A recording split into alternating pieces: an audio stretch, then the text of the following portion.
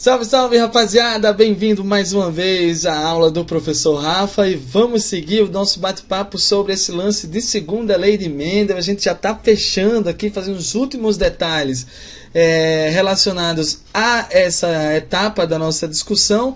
E nesse momento, moçada, a gente vai conversar sobre alguns casos especiais de segunda lei. Quando você tem, por exemplo, a análise de dois genes, só que eles estão ligados ao mesmo cromossomo. Quer saber como é que funciona o lance do linkage com crossover? Oh, meu Deus, vem pra cá que a gente vai te ajudar depois da vinheta.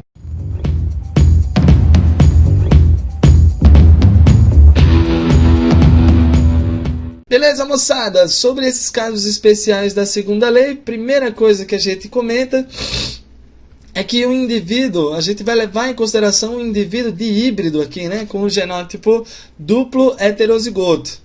E aí como é que vai ser a parada? Se esses genes realmente estiverem ligados no mesmo cromossomo, a gente vai poder definir dois tipos de configurações, né?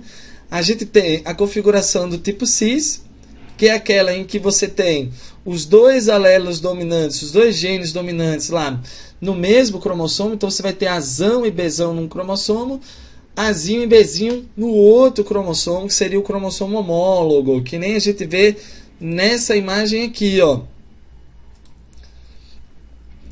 Aqui a gente está representando um cromossomo em que nele se localiza o gene Azão e o Bzão. O gene A e B estão no mesmo cromossomo. Isso é um caso de ligação gênica, também conhecido como linkage aí na parada. E essa configuração que a gente representa é chamada de configuração cis, que vai ser representada assim, ó, Azão, Bzão, barra Azinho, Bzinho, tá? Agora, existe outra configuração possível, que é a configuração do tipo trans, onde a gente vai ter o A dominante junto com o B recessivo no mesmo cromossomo, e o A recessivo junto com o B dominante no outro cromossomo homólogo, como essa situação aqui embaixo. Então, nesse caso, a gente está vendo um único cromossomo contendo gene A e gene B. E, nesse caso, você tem a versão dominante de A junto com a versão recessiva de B.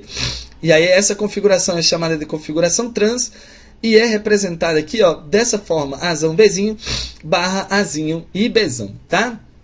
Bom, basicamente o que a gente vai precisar saber sobre isso é que os gametas que serão produzidos a partir de uma configuração como essa serão diferentes daquela que a gente observou na segregação independente, na segunda lei, quando o gene A se segregava independentemente do gene B. Então a parada agora vai ficar o seguinte, ó, quando você tem linkage, quando você tem ligação gênica, você tem alguns gametas possíveis aqui, ó. Por exemplo, o indivíduo de configuração cis, ele vai produzir alguns gametas com um cromossomo Azão e Bzão, e os outros gametas com cromossomo Azinho e Bzinho. Já os indivíduos de configuração trans, metade dos gametas irão apresentar o Azão e o Bzinho, e a outra metade irá apresentar o cromossomo que apresenta Azinho e Bzão. Lembrando que esses cromossomos, né, moçada, se separam durante a formação dos gametas. Então, inevitavelmente, no indivíduo de configuração cis, inevitavelmente o cromossomo com Azão e Bzão vai para um cromossomo, inevitavelmente Azinho e Bzinho vai para outro. Rafa, existe outra possibilidade de formação de gametas para esses camaradas? Não existe, moçada. Diferente da segunda lei, que eu iria produzir outros tipos de gametas, né? Eu poderia produzir, por exemplo, gameta com Azão, Bzão, Azão, Bzinho, Azinho, Bzão, Azinho, Bzinho. Todas as combinações são possíveis. Mas no caso de linkage, a gente só vai ter essas duas combinações para cada tipo de configuração, tá? Agora, quando a gente analisa a formação de gametas numa situação em que existe linkage e crossing over, a gente vai ter que começar a levar em consideração que esses cromossomos homólogos podem sofrer um fenômeno conhecido como permuta, né? Permuta cromossômica, permuta gênica. E aí, a partir dessa permutação, você consegue criar cromossomos novos que não eram observados originalmente no indivíduo. Então a brincadeira agora vai ficar assim, ó. Um indivíduo de configuração cis, ele vai conseguir produzir gametas com azão, bezão, com azinho e bezinho, que eram os originais, né? Esse aqui vai se chamar de parental. Mas ele também vai conseguir produzir gametas com cromossomos novos, né? Cromossomos, por exemplo, contendo azão e bezinho, e azinho e bezão. Esses cromossomos novos aqui, eles são resultados da permuta cromossômica, que ocorre em uma parcela muito pequena dos gametas, que é porque é um fenômeno relativamente raro. Então perceba que a maioria dos gametas, no caso aqui 90% dos gametas, apresenta os cromossomos originais, azão, bezão e azinho, bezinho. Agora, a minoria dos gametas serão oriundas do crossing over, né? Então você vai ter a minoria dos cromossomos serão cromossomos recombinantes. Então tu vai ter 5% apenas de azão e bezinho, 5% de cromossomos com azinho e bezão. Para melhorar essa história, né? Vamos dar uma olhada nessa imagem aqui. Imagina lá, moçada, o que é que eu tenho aqui, ó? Eu tenho um indivíduo dihíbrido, duplo heterozigoto, e que ele apresenta ligação gênica, né? Isso aqui a gente consegue observar tranquilinho nessa imagem.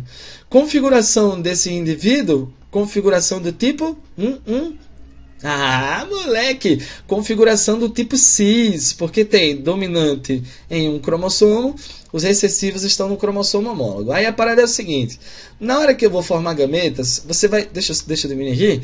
Na hora de formar gametas, a parada vai ser o seguinte, ó, os cromossomos homólogos se separam, tá? É a mesma ideia que a gente já discutiu várias outras vezes. Na hora de formar gameta, cromossomo com azão, bezão, separa do cromossomo que tem azinho e bezinho. Então, esses aqui são os gametas que eu consegui produzir em que não houveram crossing over, né? Aqui eu mantive os cromossomos originais, por isso que eu vou dizer que esses são os gametas parentais, tá? Agora, em alguns casos, o crossing over irá ocorrer. E quando o crossover ocorre, você vai ter que imaginar a seguinte situação. Um pedaço do cromossomo preto vai parar no azul e um pedaço do azul vai parar no preto. De modo que agora você vai formar um cromossomo com um cromossomo preto com um pedaço do azul e um cromossomo azul com um pedaço do preto. Perceba que são novos cromossomos. E quando isso acontece, você acaba formando gametas com cromossomos distintos daqueles originais. Você formou agora um gameta com cromossomo azão e bezinho, que não era observado aqui, ó. Azão e bezinho não é observado originalmente. A grande pergunta é, Rafa, de onde surgiu esse cromossomo? Surgiu da permuta gênica, da permuta cromossômica, tá? E o outro gameta que você vai formar é o gameta que tem o gameta azul, que tem um pedaço do preto, que também é recombinante. Então, os recombinantes, geralmente, eles ocorrem em uma parcela muito pequena da população de gametas. Digamos que, sei lá, 10% do total de gametas seja recombinante. Porque o crossing over, né, moçada, gerou apenas essa quantidade baixa aí de células. Então, significa dizer que 90% dos parentais são... 90% dos gametas são os parentais. Aí quando você quer saber qual é a porcentagem de gametas com azão e bezão, você vai pegar azão e bezão, é a metade de 90, vai ser 45%, que está aqui na brincadeira. A porcentagem de azinho e bezinho, 45%. Metade dos parentais são assim, metade é assim, né? E dos recombinantes, metade é azão, bezinho, metade é azinho, bezão. Então vai ficar os 5% lá para cada um dos gametas recombinantes, tá? Se eu tivesse um indivíduo com outra configuração, se ele fosse de configuração trans, aí como é que seria? Os gametas originais iam ter os cromossomos azão e bezinho, que afinal de contas ele tem configuração trans, e além disso você ia ter lá gametas com azinho e bezão, que são os gametas originais, né? Já que eu estou falando em configuração do tipo trans. Tá? Agora, com o crossing over, eu vou gerar cromossomos novos. Por exemplo, cromossomo com azão bezão e cromossomo com azinho bezinho. Então, dependendo da porcentagem de recombinantes, você vai conseguir fazer essa análise, mas sempre você vai perceber que os recombinantes formam uma porcentagem muito pequena de gametas. Diferentemente da segunda lei de Mendel, que todos os gametas têm a mesma probabilidade de ser formados, né, que são 25% na parada. 25 para azão bezão, 25 para azão e bezinho, para azinho bezão. Aqui a porcentagem é bem distinta.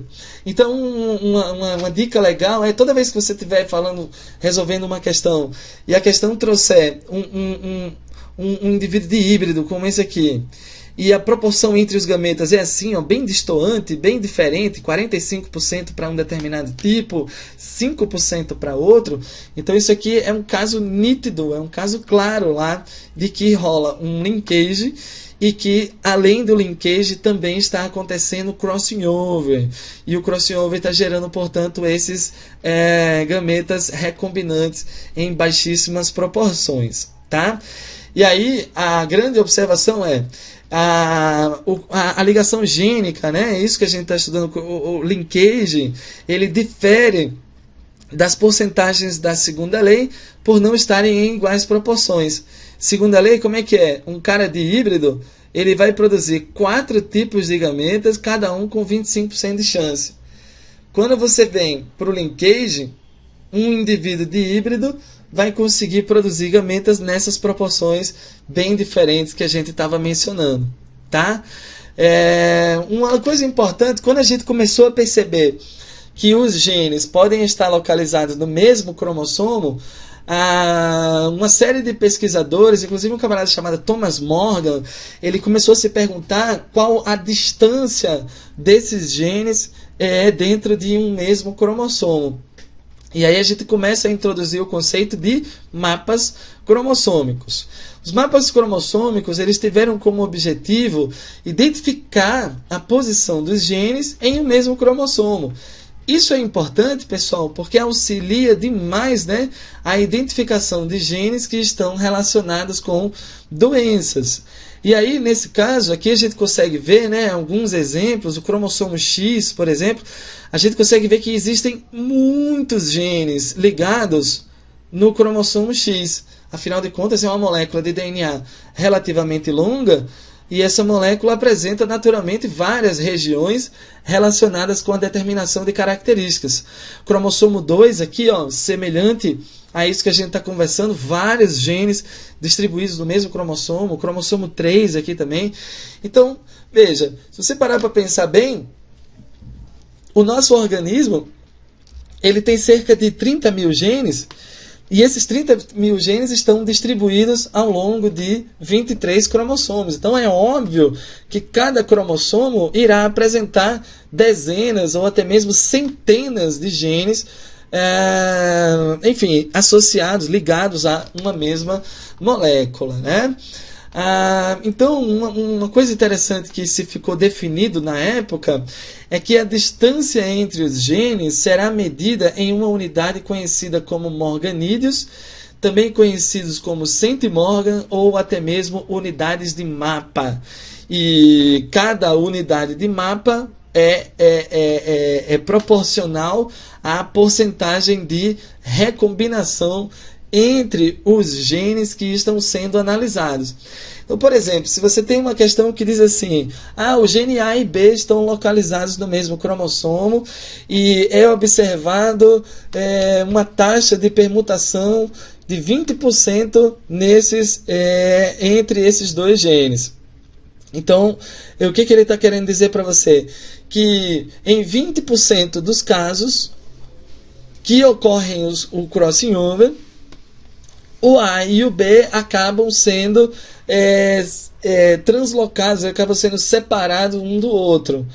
E isso significa dizer, portanto, que a distância entre A e B é igual à porcentagem de recombinação. Então a gente vai ter que se é 20% de recombinação, a distância é de 20 morganídeos, também conhecido como 20 centimorgans, ou até mesmo 20 unidades de mapa, que é a que está sendo utilizada preferencialmente hoje em dia, tá? Então, qual é o lance das questões sobre esse assunto? Ele pergunta assim para você, qual a sequência entre os genes A, B, C e D que estão em linkage, ou seja, que estão em ligação gênica. Aí ele vai te dar as taxas de recombinação que ele observou. Em 17% dos casos de que rola crossing over, A e B sofreram recombinação. A taxa de recombinação entre C e D é 30%, entre A e C é 5%, A e D 35%, por aí vai. E aí, o que você vai fazer? Você vai ter que começar a imaginar como é que esses genes estão distribuídos num cromossomo. Então, a melhor forma de fazer isso é você desenhar um cromossomo no seu papel e começar a pensar o seguinte, que existem dois genes que estão nas extremidades. São os genes mais distantes uns dos outros. Eu, pelo menos, gosto de começar assim. Eu gosto de começar pegando os genes que estão mais distantes. Aqui, o gene que está mais distante um do outro é o gene A e o gene D. Então, eu começo a imaginar que o A está numa extremidade do cromossomo, o D está na outra. Qual é a distância entre eles? 35 unidades de mapa. Bem tranquilo. Aí, a partir de agora, a gente vai começar a fazer outras análises. Por exemplo, ó, você percebeu que entre A e C, aqui, ó, A e C existe uma distância de 5%. Então, A está distante de C, 5 unidades de mapa. Da mesma forma lá que você pode interpretar que a distância entre C e D é de 30%. Então, 30 é a distância entre D e C, e 5 é a distância entre A e C, totalizando os 35 que a gente havia observado no início da discussão. Tá? Então, você vai ter 5%, inclusive ele traz aqui para nós, 5% de recombinação entre A e C. Então, a distância dele é mais curta. Tá? Outro lance aqui, ó, pegando B, por exemplo, comparando B com D. B com D, ele traz para nós aqui uma distância de 18%, né? Então, B e D estão distantes a 18 unidades de mapa. E por último, você pega A e D, tem uma distância de 17. Aí você fala o seguinte, ó, quando você soma a distância de A para B e de B para D, você está somando 17 mais 18. 17 mais 18 dá 35, que é essa distância que a gente já havia observado entre A e D. Então, são questões que são puramente interpretativas. A teoria aqui é muito simples. É só você se lembrar que a distância entre os genes vai ser igual à porcentagem de recombinação. A porcentagem ele vai te dar, de alguma forma, e depois que você descobrir essas porcentagens, você vai montando aí o seu cromossomo. Não tem bem uma regra, né, pra gente fazer isso, mas é uma parada bem artesanal aí, né, de você ir aos pouquinhos fazendo as análises e descobrir a distância entre os genes, tá? Bom, seguindo aqui, então, para fazer uma questãozinha aqui rapidinho, ele diz assim, ó, um indivíduo com genótipo Azão, Azinho, Bezão, Bezinho produz gametas nas seguintes proporções: 25% Azão, Bezão, 25% Azão, Bezinho, 25%, 25%. Opa! Rafa produziu gametas em iguais proporções, 25 para cada, o indivíduo é dihíbrido, e produziu 4 gametas diferentes, 25% para cada. Estou desconfiando que isso é segundo a lei de Mendel. Estou desconfiando que isso rola uma segregação independente entre A e B. Isso é verdade, hein? Vamos seguir. Outro indivíduo com genótipo Dzão, Dzinho, Ezão, Ezinho produz gametas das seguintes proporções: 50% Dzão, Ezão, 50% Dzão, Ezinho. O cara é de híbrido também, mas ele só conseguiu produzir 2 tipos de gameta, moçada. Sempre com Dzão e Ezão, sempre com Dzão, Dzinho e Ezinho. Isso significa dizer que o Dzão sempre se desloca junto com o Ezão. Dzinho sempre se desloca junto com o Ezinho. Então eles devem estar ligados. Dzão e Ezão estão ligados. É um caso de linkage, tá? Inclusive linkage de configuração cis, porque os dominantes se encontram no mesmo cromossomo. E o mesmo acontece para os recessivos, tá? Aí ele pega para nós e fala o seguinte: os genes D e E estão ligados. Isso é verdade. E entre eles não ocorre crossing over. Opa, moçada, olha que legal. Se ocorresse crossing over, eu ia ter uma pequena porcentagem de gametas recombinantes. E isso eu não observei na questão. Eu só vi os 2 tipos de gametas, 50-50, que provavelmente são os gametas parentais. Provavelmente não.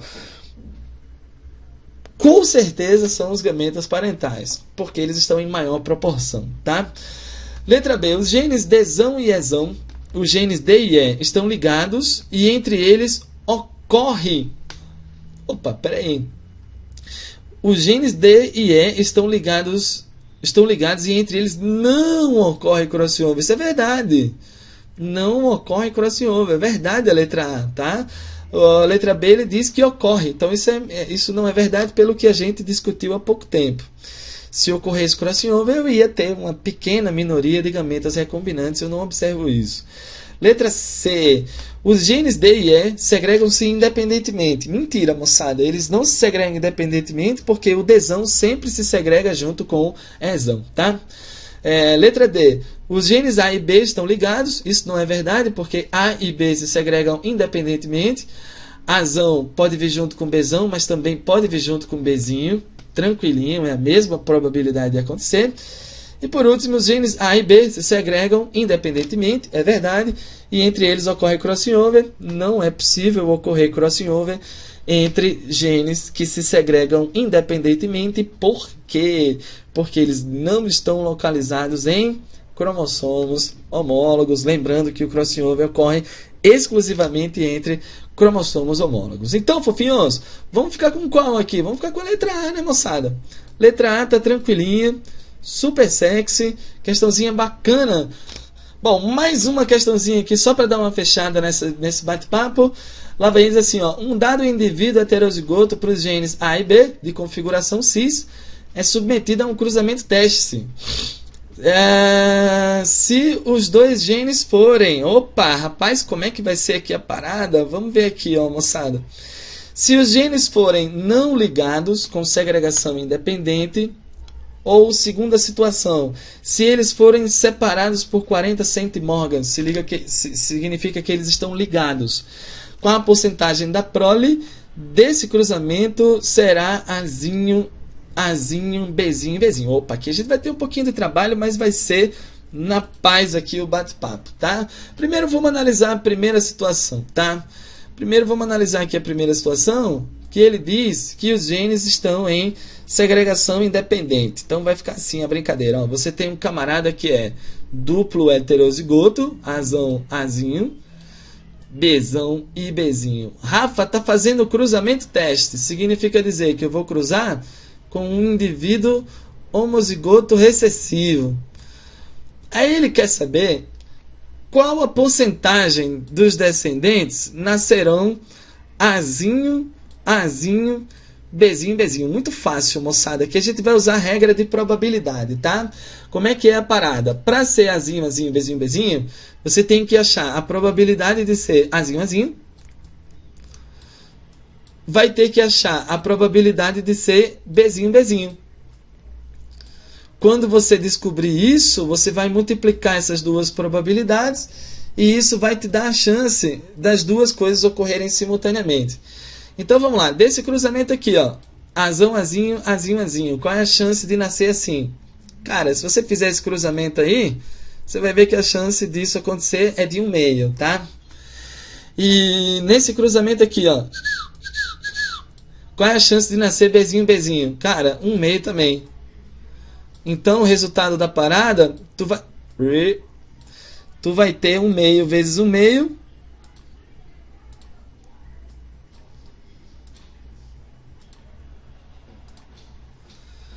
1/2 vezes 1/2, que vai dar 1/4 ou 25%. Vamos ver como é que ele vai colocar aí nas alternativas, né? Bom, moçada, agora a segunda situação é o seguinte: ele não disse se tem crossover, mas disse que o gene está separado por 40 centimorgans. Isso já é um indício de que ele vai se referir à porcentagem de recombinação entre esses genes. Então, se a distância é 40 centimorgan, é porque vai ocorrer aí, muito possivelmente, 40% de recombinação entre os genes A e B. E aí a gente vai ter que levar em consideração isso na hora de resolver a nossa questãozinha, tá? Então aqui vai ficar mais ou menos assim, ó. O camarada é Azão, Bzão, é do tipo cis, né? Aqui é configuração cis. Então vai ser azão, bezão, azinho e bezinho. Vamos ter que descobrir os gametas que ele produz. Quais são os gametas que ele produz? Gameta com azão, bezão. Produz gameta com azinho e bezinho. Esses são os gametas com cromossomos originais. Agora, provavelmente a gente vai, moçada, sofrer essa recombinação aqui, né? O crossing over. E o crossing over vai gerar cromossomos novos. Por exemplo, um cromossomo que não existia era um cromossomo com azão e bezinho. E um outro que a gente também não observava, mas vai passar a observar caso o crossing over ocorra, é um gameta com esse tipo de cromossomo. Bom, uma vez que a gente descobriu os tipos de gameta, agora a gente tem que descobrir qual é a porcentagem de cada gameta que esse indivíduo vai produzir. Veja só, se existe 40% de distância, vai rolar 40% de recombinação aqui na brincadeira. Então, fofinhos, 40% de recombinantes caracteriza para nós aqui 20% desses recombinantes azão e bezinho, 20% dos recombinantes vai ser azinho e bezão. Quando a gente traz aqui para cima, sobrou quanto? Aqui eu já tenho 40%. Eu vou ter 60% dos gametas que são parentais. Então, desses 60, 30 deles vai ser azão, bezão. 30% vai ser azinho e bezinho.